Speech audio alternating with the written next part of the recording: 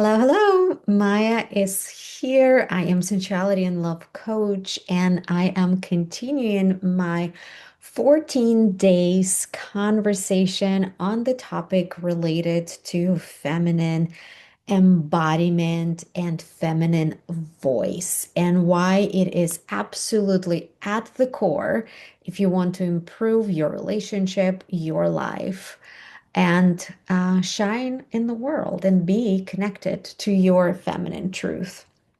So, today we are talking about why words don't matter. It is not about the words you use, it is not about the words that you are saying, but it's about, are you owning your truth? Are you embodying what you are saying? Are you energetically a match to what you are saying? So, why it is important. And the first thing I want to tell you that this is not one of those fancy spiritual voodoo thing about energetics.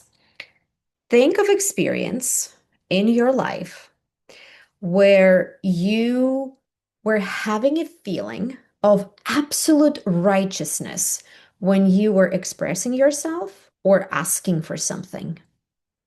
Like, what was different in you? How you feel, how you felt, right? Like the fullness of your experience, of your own experience, the space that you were willing to take versus a conversation that you had, maybe with your boss, maybe with somebody you love, where you were asking for something very important, which something that's very vulnerable. But you were saying it like this, and you were kind of apologizing for making an ask or request or for being inconvenient. And how did that conversation go? So that's your answer. That's why words doesn't matter.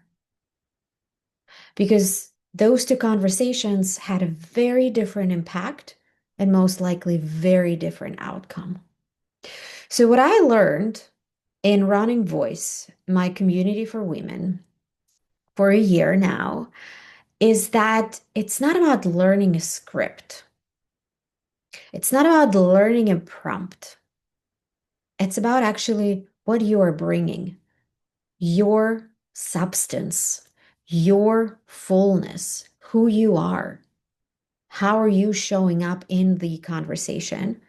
And the truth, your truth, that you are willing to hold unapologetically, where you're not going to collapse, where you're not going to feel that you're too much, where you're not going to question yourself. Because that creates the difference. That creates the impact. So, the work that absolutely important for you to do when you find a desire or a need or right a certain request that's very important to you is to peel the layers. Am I actually ready to receive it? Am I allowing this to come to me? Does my body relaxed or am I tense?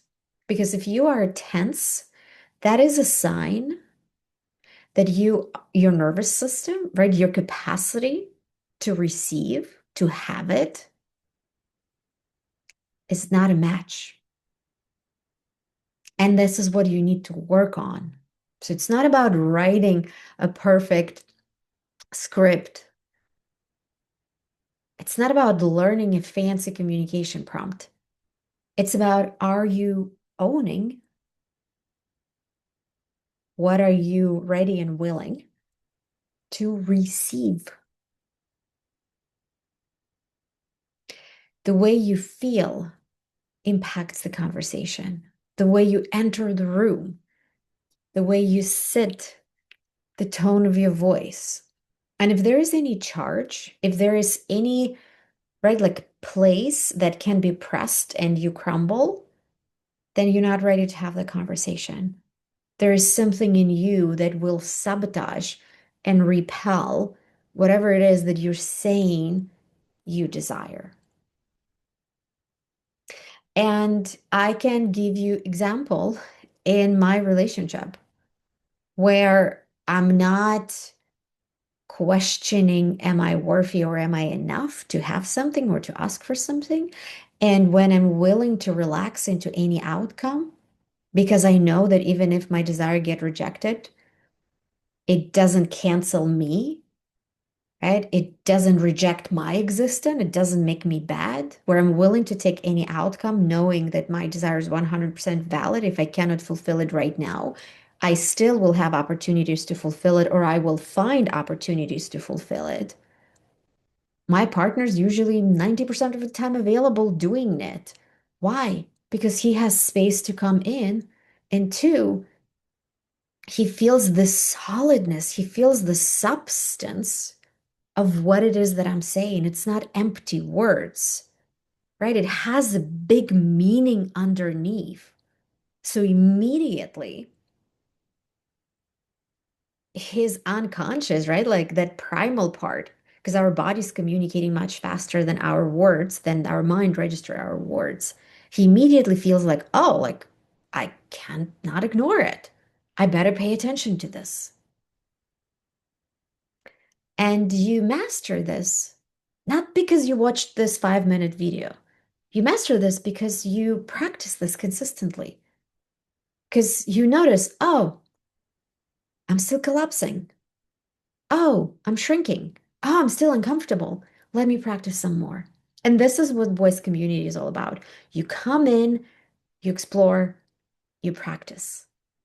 You practice with each other and you uncover your big desires and needs, those things that's very uncomfortable and scary to say out loud.